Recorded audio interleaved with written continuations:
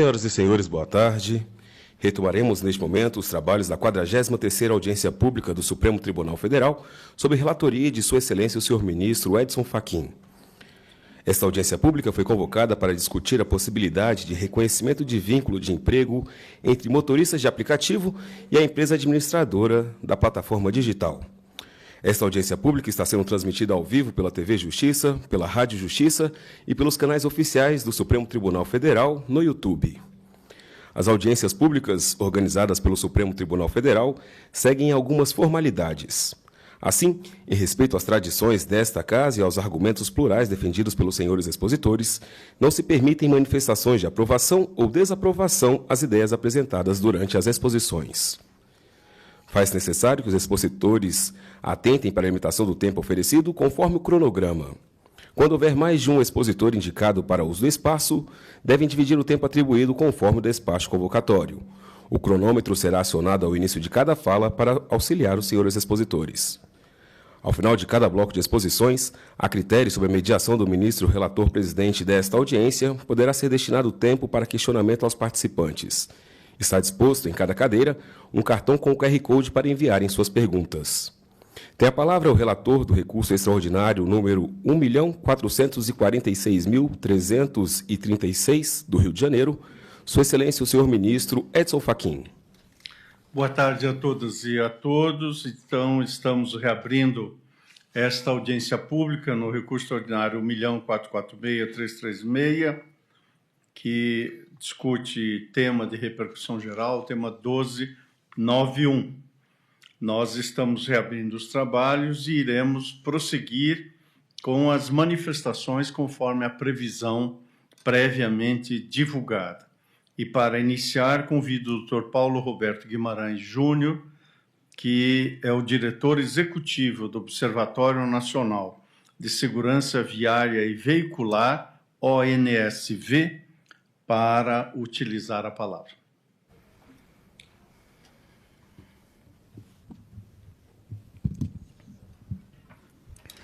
Bom, boa tarde a todos. Boa tarde, Excelência Ministro, a todos os presentes. É um prazer e um privilégio estar aqui para falar sobre um assunto que, a princípio, não guarda muitas relações com o trabalho que a gente executa no Observatório, mas eu queria trazer aqui uma visão complementar que vai ajudar a que as decisões sejam tomadas no presente processo. O Observatório Nacional de Segurança Viária é uma entidade não governamental, sem fins lucrativos, reconhecida pelo Ministério da Justiça como organização da sociedade civil de interesse público. A gente já atua no Brasil já há quase 14 anos e a gente tem no nosso DNA a vontade e a tarefa de contribuir para a redução de mortes e lesões no trânsito no Brasil. O Observatório ele surgiu em função da primeira década mundial de ações pelo trânsito, tendo o Brasil como um dos signatários desse pacto global que foi feito, até porque o Brasil, infelizmente, figura, desde aquela época, desde 2009, quando se começou a falar sobre esse plano, e 2011, quando a década começou a entrar em vigor, desde essa época, o Brasil figura ali entre os top 5 que mais matam no trânsito no Brasil. E o Observatório nasceu para contribuir com todos os assuntos, representando a sociedade brasileira, para os assuntos que têm relação com segurança viária. E a nossa metodologia de trabalho ela é estruturada em 3 eixos principais. Nós temos um primeiro eixo, que é pesquisa, desenvolvimento e inovação. Então, a gente pega os anseios da sociedade relacionados à segurança pública e trabalhamos a partir de convênios com a academia, com relações com os pesquisadores. Temos um grupo de pesquisa operante no CNPq, chamado Observatório Nacional de Segurança Viária, e a partir do desenvolvimento desse eixo, a gente estrutura um conhecimento relacionado à segurança viária para ser entregue em forma de informação para a sociedade por meio dos nossos 2 outros eixos. O eixo de impacto social, onde a gente transforma esse conhecimento em campanhas, em ações, em publicações, em capacitações, para traduzir para a sociedade essa informação que é gerada nesse eixo. De lá sai, por exemplo, o movimento Maio Amarelo, a maior mobilização social pela segurança no trânsito que se tem notícia no mundo inteiro. E o terceiro eixo é o eixo de advocacy, onde a gente procura influenciar aos tomadores de decisão, a partir de evidências, a tomada de decisões que contribuam para a segurança no trânsito. Um dos estudos mais recentes que o Observatório produziu, dentre os vários estudos que a gente já produziu ao longo desses quase 14 anos de atuação, foi um levantamento onde a gente detectou que 73% dos municípios brasileiros o trânsito mata mais que arma de fogo. Então, só para poder fundamentar um pouquinho a participação do Observatório nessa audiência, porque os aplicativos, de uma forma geral, interferiram na segurança viária do país e a gente conseguiu comprovar e verificar isso a partir de estudos científicos. Falando um pouquinho da minha atuação, antes de assumir o Observatório, eu estou à frente do Observatório faz 2 anos e meio, mais ou menos, eu fui secretário de Mobilidade em São José dos Campos. E lá eu tive a oportunidade, por 6 anos como secretário, antes de ir para o Observatório, de fazer São José ser a primeira cidade a regulamentar o uso de aplicativos, a regulamentar com sucesso. Porque antes disso a cidade de São Paulo já tinha feito uma tentativa que não conseguiu fazer vingar a sua regulação. E qual foi o grande exercício e acho que o grande fator de sucesso quando a cidade de São José dos Campos conseguiu regulamentar os aplicativos? A gente colocou o passageiro como peça central e como foco central das discussões. E assim a gente conseguiu equilibrar todo o debate, dos grupos de pressão, dos grupos de interesse, a partir da lógica de que o passageiro é a peça fundamental que precisa ser priorizado. Isso se deu numa época em que o transporte público estava passando por vários problemas estruturais, como passa no Brasil inteiro, ainda não tinha sido afetado pela pandemia, que destruiu o sistema de transporte público, e os aplicativos vieram para se configurar como um modal adicional para oferta da população. A gente viu como resultados locais lá em São José dos Campos, a partir da regulamentação dos aplicativos, por exemplo, um fomento para o transporte público. A partir do momento que a atividade foi regulamentada, 1% do faturamento foi destinado a melhorias no transporte público. E dos aplicativos, a gente também teve uma outra experiência que foi de muito sucesso. Lá na regulamentação, a gente não encarava os aplicativos como empresas de transporte, encarava os aplicativos como plataformas de tecnologia, e por isso, na regulamentação, a nomenclatura utilizada foi PRC, Provedores de Redes Compartilhadas.